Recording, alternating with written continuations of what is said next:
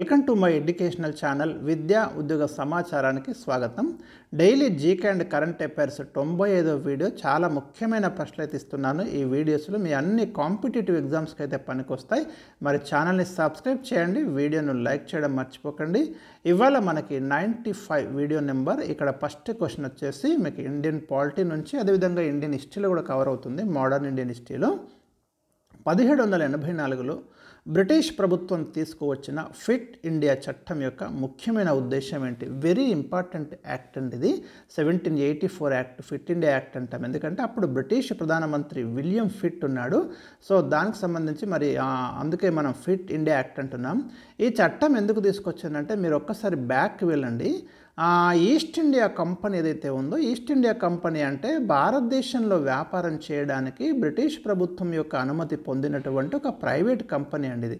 మీకు 1600 డిసెంబర్ 31న ఈ కంపెనీ అయితే మరి అనుమతి తీసుకొని భారతదేశంతో వ్యాపారం చేయడం కోసం అయితే ఏర్పాటు చేయడం జరిగింది. ఆ కంపెనీ ఏం చేసిందంటే భారతదేశంలో వ్యాపారం కోసం పలు ప్రాంతాలలో ఫ్యాక్టరీస్ ఏర్పాటు చేసి దాని మీద కంట్రోల్ చేయడానికి, అంటే ఆ కంపెనీని కంట్రోల్ చేయడానికి బ్రిటిష్ ప్రభుత్వం ఏం చేసిందంటే 1773లో ఒక చట్టం తీసుకొచ్చింది. దాన్ని రెగ్యులేటింగ్ చట్టం అంటాం, కంపెనీని నియంత్రించడం కోసం. అయితే ఆ రెగ్యులేటింగ్ చట్టంలో ఉన్నటువంటి లోపాలను సవరిస్తూ ఇంకొక చట్టం తీసుకొచ్చిండ్రు బ్రిటిష్ ప్రభుత్వం. దాన్ని ఏమంటున్నామంటే మనము ఫిట్ ఇండియా యాక్ట్ అని పిలుస్తున్నాం. ఈ ఫిట్ ఇండియా యాక్ట్ ప్రకారము ఈస్ట్ ఇండియా కంపెనీకి సంబంధించి దాని రాజకీయ వ్యవహారాలు చూడడానికి ఒక ప్రత్యేకమైన విభాగాన్ని ఏర్పాటు చేస్తుండ్రు. దీన్నే బోర్డ్ ఆఫ్ కంట్రోల్ అంటాం.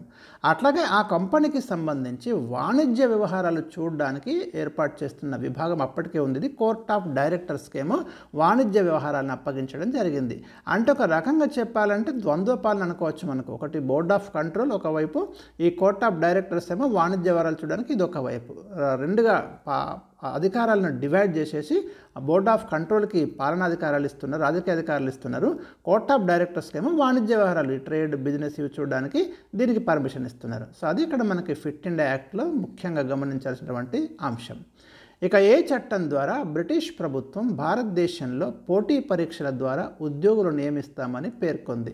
1853 చార్టర్ చట్టం ద్వారా భారతదేశంలో పోటీ పరీక్షల ద్వారా ఉద్యోగులు నియమిస్తామని బ్రిటిష్ ప్రభుత్వం అయితే పేర్కొంది.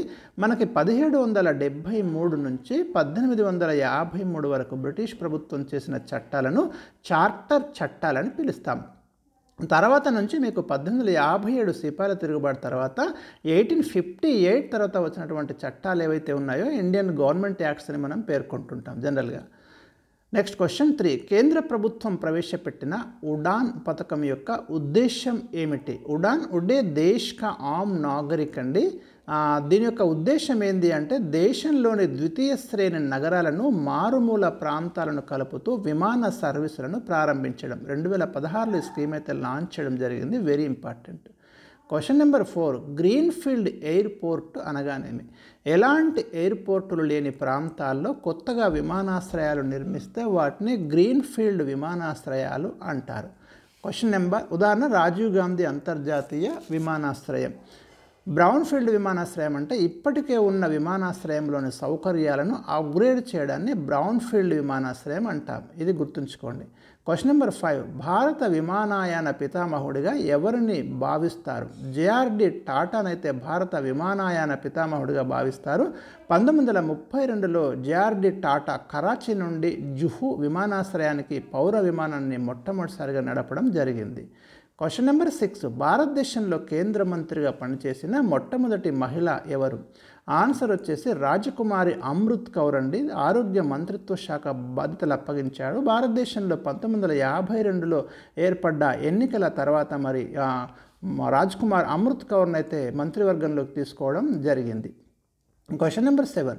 ఏ నగరంలో జరిగిన కాంగ్రెస్ సమావేశంలో మహాత్మా గాంధీ మొట్టమొదటిసారిగా పాల్గొన్నారు? దీనికి రైట్ ఆన్సర్ వచ్చేసి కలకత్తా అండి.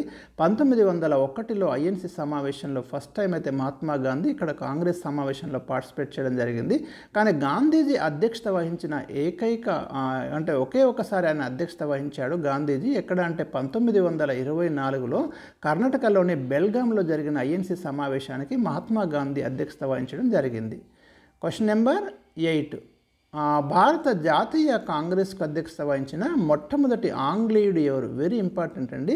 జార్జ్ యూల్ 1888లో అలహాబాద్లో జరిగిన ఐఎన్సీ సమావేశానికైతే అధ్యక్షత వహించడం జరిగింది. మొట్టమొదటి ఆంగ్లేయుడు, ఐఎన్సీకి అధ్యక్షత వహించిన మొట్టమొదటి ఆంగ్లేయుడు. ఇక ఐఎన్సీ అనేది 1885 డిసెంబర్ 28న ఏవో హ్యూమ్ ద్వారా ఏర్పాటు చేయబడింది, గుర్తుంచుకోండి. Question number 9. ఏ కాంగ్రెస్ సమావేశంలో మొట్టమొదటిసారిగా వందే మాతరం ఆలపించబడింది? 1896లో కలకత్తాలో జరిగిన ఐఎన్సీ సమావేశంలో మొదటిసారిగా వందే మాతరం ఆలపించబడింది. వందే మాతరం రాసింది మనకు బంకించంద్ర చటర్జీ అండి. ఆనందమఠ్ నవలలో ఇది మొదటిసారిగా ముద్రించబడింది. ఆనందమఠ్ నవల వచ్చేసి మనకు 1882లో ముద్రించబడింది. Question number 10. జలియన్ వాలాబాగ్ సంఘటన జరిగినప్పుడు పంజాబ్ లెఫ్టినెంట్ గవర్నర్గా ఎవరు పనిచేస్తున్నారు? దీనికి ఆన్సర్ వచ్చేసి మైఖేల్ ఓ డయ్యర్ అప్పుడు పంజాబ్ లెఫ్టినెంట్ గవర్నర్గా పనిచేస్తున్నాడు. ఇతడు 1940 మార్చి 13న లండన్లోని కాక్స్టన్ హాల్లో సర్దార్ ఉద్దమ్ సింగ్ ద్వారా హత్య చేయబడ్డాడు, గుర్తుంచుకోండి, చాలా చాలా ఇంపార్టెంట్. అప్పుడు కాల్పులకు ఆదేశాలు ఇచ్చిందేమో బ్రిగేడియర్ జనరల్ రెజినాల్డ్ డయ్యర్ అండి. అక్కడ చాలామంది భారతీయులు చనిపోయారు. ఈ జలియన్ వాలాబాగ్ సంఘటన 1919 ఏప్రిల్ 13న జరిగింది. రైట్, ఈరోజు ఇవి ఇచ్చినటువంటి ముఖ్యమైన క్వశ్చన్స్. మరి రేపటి వీడియోలో కొన్ని ముఖ్యమైన కరెంట్ అఫైర్స్ అందించడం జరుగుతుంది. Thank you for watching.